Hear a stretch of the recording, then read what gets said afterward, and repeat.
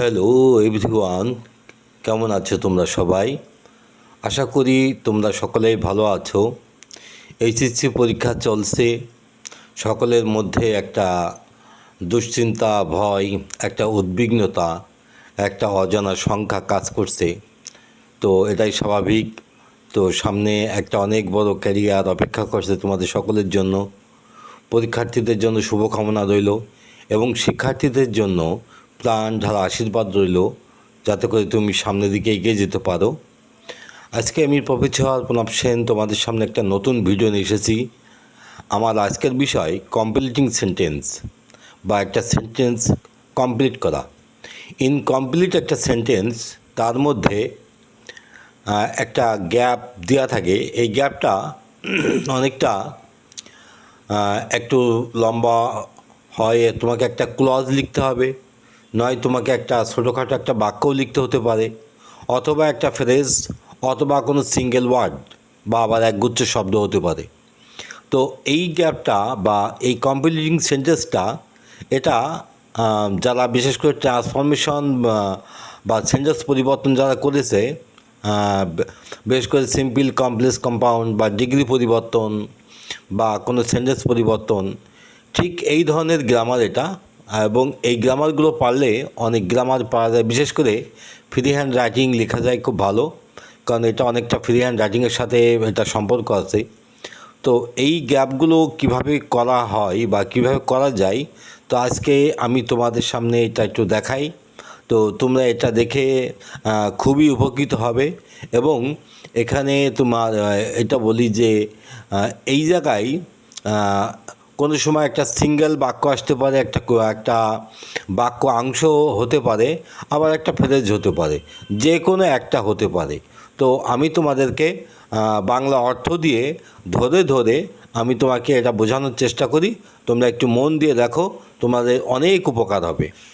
প্রথম বাক্যটা দেখো। আমি এই আগে বলে নিই, এই বাক্যগুলো বা আমি এই অংশটা নিয়েছি ঢাকা বোর্ড 2024 সাল থেকে।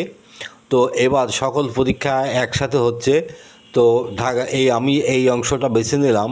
এটা বেশ গুরুত্বপূর্ণ আমার কাছে মনে হলো, কারণ এর ভিতরে অনেক কথাই বা অনেক স্ট্রাকচারই আছে যেটা তোমাদের কমন। আমি তোমাদেরকে এগুলো বলে দেবো যে এই ধরনের সেন্টেন্স এইবার পরীক্ষায় আসতে পারে। তো প্রথম বাক্যটা দেখো। প্রথম বাক্যটা লেখা আছে, trees are essential for our existence. গাছপালা আমাদের টিকে থাকার জন্য অত্যাবশ্যক বা অপরিহার্য। সুতরাং, এইবার এই সুতরাং লেখা আছে, কিন্তু পরবর্তী বাক্যটা লেখা নেই। তো আমি উত্তরটা একটু পরে বলি, আগে আমি বাংলা অর্থটা করে নিই। তোমরা একটু ভাবতে থাকো ওখানে কি হবে, একটু খুঁজতে থাকো। পরের বাক্য B number, the rats are now thinking. ইঁদুরগুলো এখন ভাবছে, who will tie the bell on cat. বিড়ালের গলায় ঘন্টাটা বাঁধবে কে। Finally they realise that. পরিশেষে তারা বোঝে যে it is easy to say, এটা বলা সহজ। আশা করি তোমরা এর পরের কথাটা খুব সহজেই ধরতে পারছো বা অনুমান করতে পারছো। Number C, wait until dash. অপেক্ষা করো যতক্ষণ না ড্যাশ। You should not go out alone. তোমার একা একা বাইরে যাওয়া উচিত না। Number D, love is divine. ভালোবাসা স্বর্গীয়। You can not find others to love you. তুমি কাউকে পাবে না তোমাকে ভালোবাসতে, যদি না তুমি, এরপরে বাক্যটা বললাম না, তুমি অনুমান করতে থাকো। নাম্বার ই, পাঞ্চুয়ালিটি মানে নিয়মানুবর্তিতা ইজ এ গ্রেট ভার্চু। এটা একটা মহৎ গুণ। সুতরাং চেষ্টা করো dash. Number F, the patient was so serious. রুগীটি খুবই খারাপ ছিল এবং and we are looking for a doctor. আমরা একজন ডাক্তার খুঁজছিলাম। Alas hi, the patient had died. রুগীটা মারা গেল। বিফোর ড্যাশ, ড্যাশ ড্যাশের পূর্বে। Number G, sharing is dash. ভাগাভাগি করা হয় dash. So teach your children how to share. তাই তোমার ছেলেমেয়েদেরকে শেখাও কীভাবে ভাগাভাগি করতে হয়। Number eight, everybody must be conscious of health. প্রত্যেককেই স্বাস্থ্য সম্পর্কে সচেতন হতে হবে। বিকজ কারণ dash, the train will start at 10 AM, ট্রেনটা 10টায় ছাড়বে। নাও ইট ইজ 9:55 AM, এখন এটা সকাল 9:55। সো ওয়াক ফাস্ট, তাই দ্রুত হাঁটো। লেস্ট, নইলে বা পাশে। এই বাক্যগুলো সাধারণত এই যে বাক্যটা আমি এখন পড়লাম, এই বাক্যগুলো কিন্তু প্রত্যেকটা পরীক্ষায় একটা করে থাকবেই। এটা তুমি একটু মনে রেখো বা মাথায় রেখো। পরের বাক্য, corruption is a hindrance two national development. দুর্নীতি জাত উন্নতির পথে একটা বাধা। ইট ইজ হাই টাইম, এই সময়ে আমাদের ড্যাশ। তো এটাও একটা গুরুত্বপূর্ণ বাক্য। এই ধরনের বাক্য পরীক্ষায় একটা করে থাকে। তো এইবার এসো, আমি এই বাক্যগুলো তোমাকে কিভাবে সমাধান করি তুমি একটু তাকায় দেখো। প্রথম বাক্যটা দেখো, এখানে লেখা আছে trees are essential for our existence. গাছপালা আমাদের অস্তিত্বের জন্য বা আমাদের টিকে থাকার জন্য অপরিহার্য বা অত্যাবশ্যক। সুতরাং যেহেতু গাছপালা নিয়ে কথা বলছে, তাহলে আমাদের বেশি বেশি গাছ লাগানো উচিত। তা সুতরাং আমাদেরকে we should plant more and more trees. যদি আমরা এই বাক্যটা লিখে দেখো, কথার সাথে কথা মিশে যাচ্ছে, মিলে যাচ্ছে। আমাদের আরও বেশি বেশি গাছ লাগানো উচিত। তো এই বাক্যগুলো তুমি ঠিক এইভাবে কথার সাথে কথা মিশিয়ে দিতে হবে। অর্থাৎ কোনো কথা তুমি নিজে বানিয়ে লিখতে পারো, বানিয়ে লেখো, তাতে আপত্তি নেই, কিন্তু সেটা যেন কথার সাথে কথার মিল হতে হয়। এটাই কিন্তু মূলত এই গ্রামারের মূল বৈশিষ্ট্য। Number B, the rats are now thinking. ইঁদুরগুলো এখন ভাবছে, প্রেজেন্ট কন্টিনিউয়াস টেন্স, সেই অনুসারেই কিন্তু আমি বাংলাটা করলাম।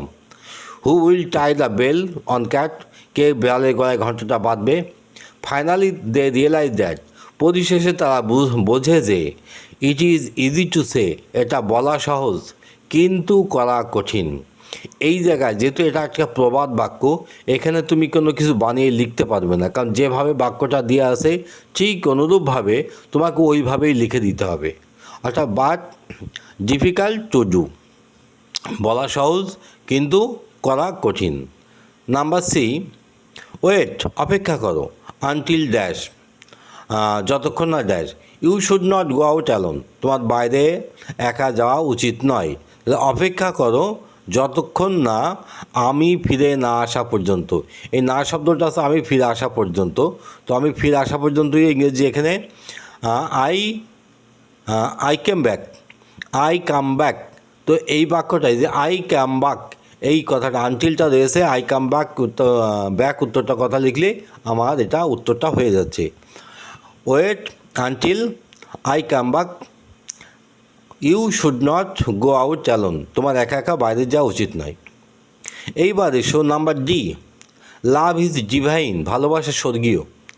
You can not find others, তুমি অন্যকে পাবে না টু লাভ ইউ, তোমাকে ভালোবাসতে, যতক্ষণ না, এই যেখানে আনলেস কথাটা দেওয়া আছে, তো নাটা দেওয়া লাগবে না, তুমি তাদের ভালোবাসো, মানে তুমি যতক্ষণ তাদের ভালো না বাসবে ততক্ষণ তারাও কিন্তু ভালোবাসবে না।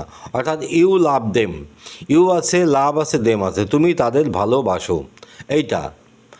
তো এই যে এখানে যেহেতু ভালোবাসার সাথে এই কথাটা লিখেছে, তোমাকে ঠিক এই কথাটাই লিখতে হবে। এই জন্যই তোমাকে আমি ভিডিওর প্রথমেই আমি বলেছিলাম যে এই যে কথা একটা লিখে দিয়েছে, একটা টপিক লিখে দিয়েছে, এই টপিককে কেন্দ্র করে তোমাকে বাক্যগুলো বানাতে হবে। অর্থাৎ তুমি নিজে নিজে এখানে কিছু বানালে কিন্তু কথার সাথে কথা মিশলো না, তাহলে তোমার কিন্তু সেখানে কিন্তু কোনো মার্ক আসবে না, কোনো নাম্বারও আসবে না। নাম্বারই পাঞ্চুয়ালিটি। পাঞ্চুয়ালিটি মানে নিয়মানুবর্তিতা, ইজ এ গ্রেট ভার্চু। নিয়মানুবর্তিতা একটা মহৎ গুণ। তোমরা সকলেই জানো যে মানুষটা তাদের পথ চলার একটা রুটিন থাকে, নিয়ম থাকে, তো তারা কিন্তু অনেক একটা বড় গুণের অধিকারী, এবং আমাদের জীবনের সাকসেস কিন্তু আসে কিন্তু এখান থেকেই। সো ট্রাই, সুতরাং বলতে চেষ্টা করো, তো নিশ্চয়ই পাঞ্চুয়াল হতে বা নিয়মতান্ত্রিক হতে। তো এই যে ট্রাই টু বি পাঞ্চুয়াল, এই টু বি পাঞ্চুয়াল বলতে সময়নিষ্ঠ হওয়া বা সময়তান্ত্রিক হওয়া। তো টু বি পাঞ্চুয়াল অর্থাৎ যেহেতু ওখানে পাঞ্চুয়ালিটি কথাটা লিখে দিয়েছে, তোমাকে ওই কথাটাই আবার লাগবে, টু বি পাঞ্চুয়াল। একটা বিভাব যোগে এখানে পাঞ্চুয়াল, পাঞ্চুয়ালটা এখানে অ্যাডজেক্টিভ হয়ে গেছে, ট্রাই পরে আবার টু বি বসেছে, অর্থাৎ এখানে একটা তোমার নন ফিনাইট ভার্বের ব্যবহার আছে, তাই এখানে টু বিটা লাগলো, তারপরে পাঞ্চুয়াল অর্থাৎ সময়নিষ্ঠ হওয়া। Number A, the patient was so serious, রুগীটি খুবই খারাপ ছিল। অ্যান্ড এখানে সো মানে আমি সুতরাং বললাম না কিন্তু, কারণ এই সোটা এখানে অ্যাডভার্বের কাজ করছে এবং খুবই মানে বোঝাইছে। And we are looking for a doctor, আমরা একজন ডাক্তার খুঁজছি। হেলা ছাই, হাই দি পেশেন্ট হ্যাড ডাইট, রুগীটি মারা গেল। বিফোর ড্যাশ, তাহলে যেহেতু বাক্যগুলো পাস্ট টেন্সে লেখা, তো এখানে ডাক্তার আসার পূর্বে, অর্থাৎ বিফোরের পরবর্তী বাক্য পাস্ট ইনডিফিনিট টেন্স হয় এবং বিফোরের পূর্ববর্তী বাক্য পাস্ট পারফেক্ট টেন্স হয়। একটু খেয়াল করে দেখো, এখানে আফটার এবং বিফোর এই ধরনের দুটো গ্রামার আছে। এই গ্রামারগুলো শান্ত কিন্তু পড়ে, এটা খুব গুরুত্বপূর্ণ। তো বিফোরের পূর্ববর্তী বাক্য পাস্ট পারফেক্ট টেন্স হবে এবং পরবর্তী বাক্য পাস্ট ইনডিফিনিট টেন্স হবে। আবার আফটারের পূর্ববর্তী বাক্য পাস্ট ইনডিফিনিট টেন্স হয়, আফটারের পরবর্তী বাক্য পাস্ট পারফেক্ট টেন্স হয়। তাই বিফোরের পরবর্তী বাক্য যেহেতু পাস্ট ইনডিফিনিট টেন্স, তাহলে এখানে উত্তরটা হবে যে the doctor came, the doctor came, এটুকু লিখলে আমার উত্তরটা হয়ে যাচ্ছে, বাক্যটা পাস্ট ইনডিফিনিট টেন্সে হয়েছে। পরবর্তী বাক্য বলছে শেয়ারিং, মানে ভাগ করা বা ভাগাভাগি করা হয় ড্যাশ। তো ভাগাভাগি করা তো আমরা সকলেই জানি একটা মহৎ গুণ, এই গুণটা সকলের মধ্যে থাকে না বা সবাই ভাগ করে খায় না।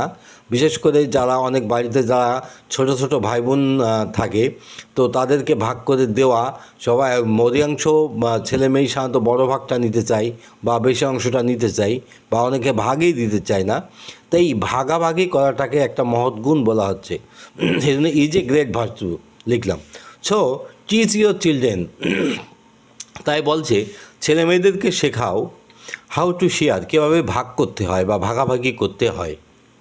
Number 8, everybody must be conscious of health, প্রত্যেকেই স্বাস্থ্য সম্পর্কে সচেতন হতে হবে। কারণ তো যেহেতু স্বাস্থ্য সম্পর্কে সচেতন হতে বলছে, তাহলে আমাদের বাক্যটাও এরকম লিখতে হবে স্বাস্থ্যই সম্পদ, অর্থাৎ আমাদের এইটা জানতে বলছে বা জানাতে বলছে, স্বাস্থ্যই সম্পদ, হেলথ ইজ ওয়েলথ, অর্থাৎ এই বাক্যের সাথে এইটাই এখানে দরকার। নাম্বার আই, যেটা প্রত্যেকটা পরীক্ষায় একটা করে দেয়, the train will start at 10 AM, ট্রেনটা সকাল 10টায় ছাড়বে। নাও এখন 9:55, সো ওয়াক ফাস্ট, তাই দ্রুত হাঁটো, এখানে নইলে বা পাশে তুমি ট্রেনটা মিস করবে। You should miss the train, এই যে you should miss the train, অর্থাৎ লেস্টের পরবর্তী বাক্য সবসময় শুড দিয়ে লিখতে হয়। এইটা একটা গ্রামার এবং একটা নিয়ম, তাই কখনও এটা ভুল করা যাবে না। এবং এই ধরনের গ্রামার পরীক্ষায় কিন্তু একটা পড়ে বসে থাকে, এটা কিন্তু বারবার করে বলছি, তুমি এই ধরনের একটা গ্রামার কিন্তু পাবেই। Number J, corruption is a hindrance two national development, দুর্নীতি জাতীয় উন্নতির পথে একটা বাধা। ইট ইজ হাই টাইম, এই সময়ে আমাদের উচিত। এই হাই টাইমের পরে দুই ধরনের সাধারণত গ্রামার ব্যবহার করা হয়, একটা হচ্ছে সুর দিয়ে লেখা হয়, আর যদি তুমি সুরটা ব্যবহার না করো তাহলে মূল ভার্বের পাস্ট ফর্ম দিয়ে তুমি তৈরি করতে পারো। আমি দুটোই বলছি এখানে। We should take steps against corruption, দুর্নীতির বিরুদ্ধে আমাদের পদক্ষেপ নেওয়া উচিত। আর একটা we took steps against corruption, দুর্নীতির বিরুদ্ধে আমাদের পদক্ষেপ নিতে হবে বা নেওয়া উচিত। দুটোর কথাই একই রকম, মানেটাও একই রকম, শুধুমাত্র স্ট্রাকচার আলাদা। একটা সুর দিয়ে লেখা, এটা আর একটা আছে টেকে টুক দিয়ে লেখা, অর্থাৎ পরবর্তী বাক্যটাও ভার্বের পাস্ট ফর্ম, আবার আগেরটাও শ্যাল না লিখে সুরটা লেখা হয়েছে, এটাও কিন্তু ভার্বের পাস্ট ফর্ম। তো দুটো বাক্যই একই রকম, তুমি যে কোনো একটা ফলো করলে হবে, তুমি মার্ক পাবে যে কোনো একটা লিখলে। তো এই ছিল আমার আজকের ক্লাস এবং আজকের ভিডিও কমপ্লিটিং সেন্টেন্স নিয়ে। যদি তোমাদের এই কমপ্লিটিং সেন্টেন্স নিয়ে আরও কোনো কিছু জানার থাকে, আরও কোনো কিছু বলার থাকে, তা তোমরা আমাকে কমেন্টে জানিয়ে দিও। আমি তোমার জন্য আবার নতুন করে আবার আরেকটা ভিডিও বানাবো। তো আজকে এই পর্যন্তই। আমার এই ক্লাসটা যদি তোমার ভালো লাগে বা তোমার যদি কোনো উপকারে লাগে, তাহলে তুমি বন্ধুদের মাঝে শেয়ার করে দিও। এবং চ্যানেলটা যদি এখনও সাবস্ক্রাইব করে না থাকো, তাহলে আমাদের চ্যানেলটা সাবস্ক্রাইব করে রাখো এবং পাশের বেল আইকনটা বাজিয়ে দিও, যাতে করে তুমি সহজেই নোটিফিকেশনটা পেতে পারো এবং আমাদের সাথে সব সময় থাকো। ধন্যবাদ সবাইকে, আবার দেখা হচ্ছে সামনের একটা নতুন ভিডিও নিয়ে।